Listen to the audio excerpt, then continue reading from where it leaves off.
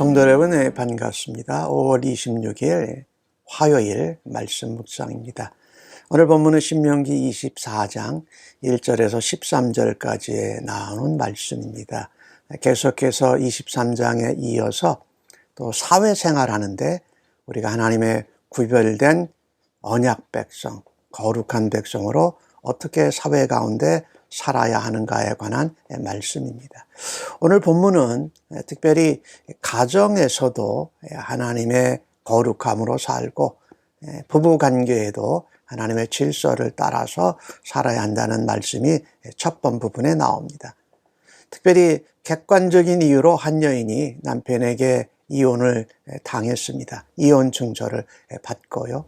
그리고 다른 남자에게 결혼을 했습니다. 그런데 그 두 번째 남자가 또 이혼 증서를 줘서 이혼을 하거나 그 남편이 죽었을 때 그 여자가 다시금 전 남편에게로 돌아가서 결혼을 할 수 없다라는 그런 표현인데, 사실은 여인에게 초점을 두기보다는 남성들에게 초점을 두고 있는 것입니다. 특별히 이혼 증서를 줘야 한다라는 것은 그냥 말로 구두로 해가지고 아내를 내치는 이와 같은 잘못된 그 당시의 악습을 제거하고자 하는 하나님의 규례이지요. 그러니까 첫 번째로 그와 같이 하신 것은 결혼이 신성하다라는 겁니다. 남자가 마음에 안 들었다고 여인에게 부족한 합당한 이유가 있다 할지라도 가정을 지키고 결혼의 신성함을 유지하는 것이 중요하다. 그런데 다시금 그 여인이 재가한 다음에 남편을 잃거나 또 이혼을 당하게 됐을 때 그 원래 남자가 전 남편이죠. 전 남편이 그 여인을 자신의 아내로 다시 맞아들일 수 없다라는 것입니다. 그러니까 이 여성을 보호하기 위한 것이고, 또한 가정과 결혼 관계를 잘 유지하는 것이 하나님의 백성, 또 거룩한 백성들의 삶의 모습이라는 것입니다. 구약 성경에는 이혼 증서를 주고 이렇게 이혼하는 경우들이 나와 있고요. 전체적인 그 성경의 흐름은 그렇습니다. 하나님이 둘이 하나 되게 하신 것을 나눌 수 없다. 그러니까 이혼은 하지 않는 것이 맞습니다. 남성들이 휘둘러나 여성들이 또 마찬가지입니다. 그런데 신약 성경에 보면은 몇 가지 예외가 나오지요. 음행의 이유로 가 있으면 이혼이 가능하다고 하고, 또 고의로 남자가 아내와 자녀들을 내어버리는 겁니다. 부양의 책임을 감당하지 않고 별거를 강요한다든지. 또 하나 나오고 있는 것이 부부관계 중에 불신자가 있는데 불신자가 요구하면 오히려 갈라서게 하라라는 그런 예배들이 나옵니다. 하지만 하나님께서 이런 이혼 증서를 쓰게 하시면서도 한 것을 금한 것은 가정이 그만큼 중요하다라는 겁니다. 그리고 아내와 남편의 부부 관계도 하나님 앞에 사랑과 공의와 질서의 원칙이 있다. 그래서 오늘 본문 가운데 말씀하는 것 하나가 새롭게 결혼한 사람, 신혼으로 아내를 맞이한 사람들은 군대에 내보내지 않았습니다. 그 아내를 즐겁게 하고 1년 동안 부부간의 사랑과 유대 관계를 잘 맺고 또 자손 대를 잇는 일을 위해서 남겨두셨던 것이죠. 하나님께서 이 거룩한 하나님의 백성들이 가나안 땅에서 살아갈 때에 가정과 또 부부 관계, 이 관계에도 하나님의 사랑과 공의의 원칙이 잘 조화롭게 균형되어서 살도록 말씀하고 계신 것입니다.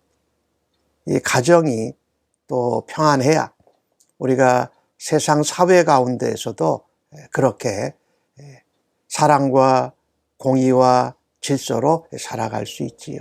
오늘 본문 7절 말씀에는 특별히 이런 말씀이 나옵니다.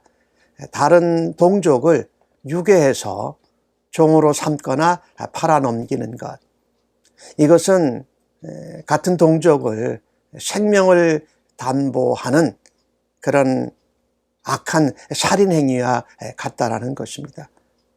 우리 동족을 그렇게 유괴하여 팔아넘기는 것은 악한 것이다.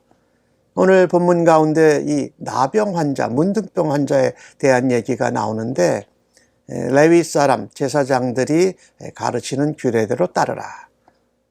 나병 환자, 문둥병자가 있으면 언제든지 규례대로 진 밖에 7일 동안 있다가 다시 정결 예식을 통해서 성 안으로 들어온다.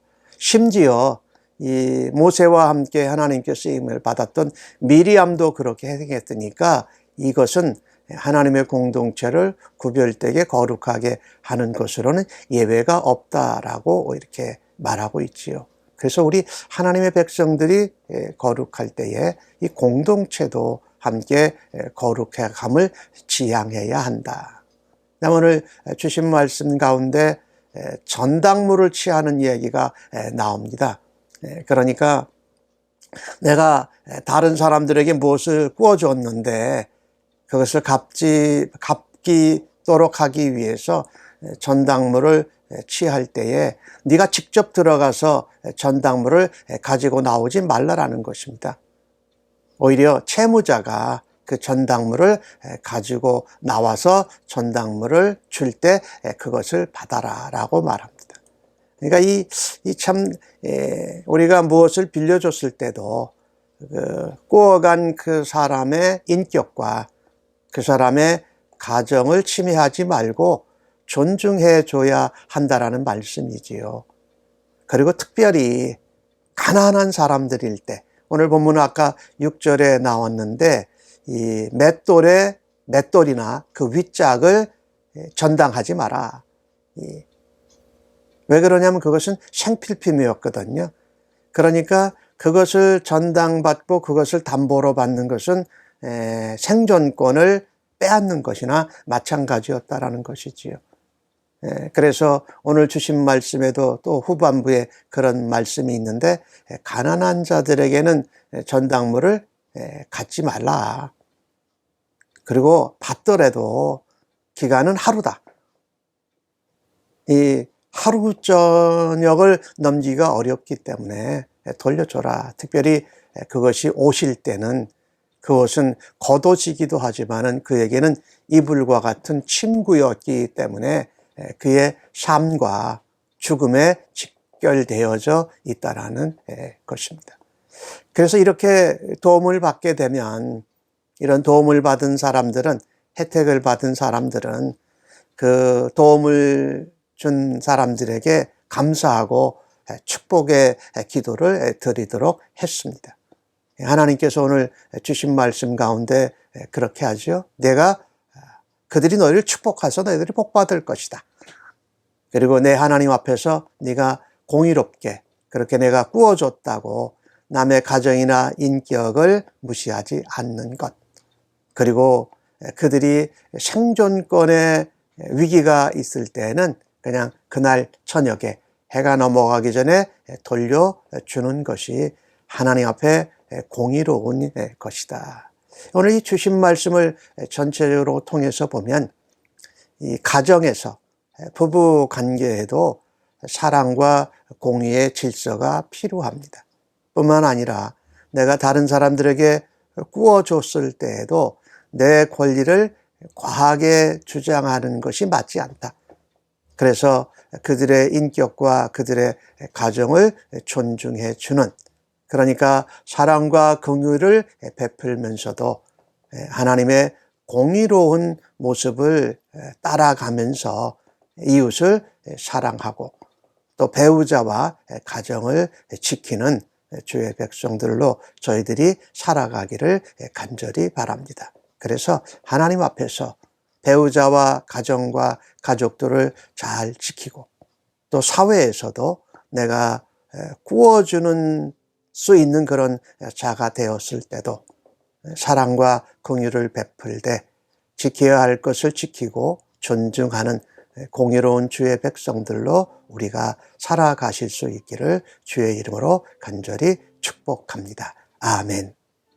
하나님, 거룩한 언약의 백성들은 가정에서 남편과 아내의 관계, 또 가정을 이끌어가는 부분에서도 사랑과 공의가 잘 균형 있게 유지되도록 하나님의 질서와 하나님의 마음을 따라서 살게 하신 것 감사합니다. 우리가 없는 자가 되었었던 때를 기억하고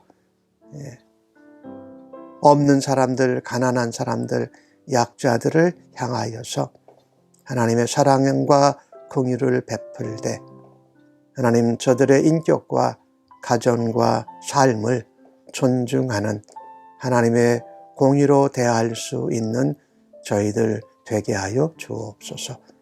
때로는 우리가 돕는 자가 되면 우리가 무례해지기도 하고 때로는 상대방에게 강요함으로 우리가 지켜야 될 선을 넘는 경우들을 우리의 삶 가운데에서 행하곤 합니다. 용서하여 주시고 깨우쳐 주셔서 변화되게 하여 주옵소서. 감사합니다. 예수님의 이름으로 기도하옵나이다. 아멘.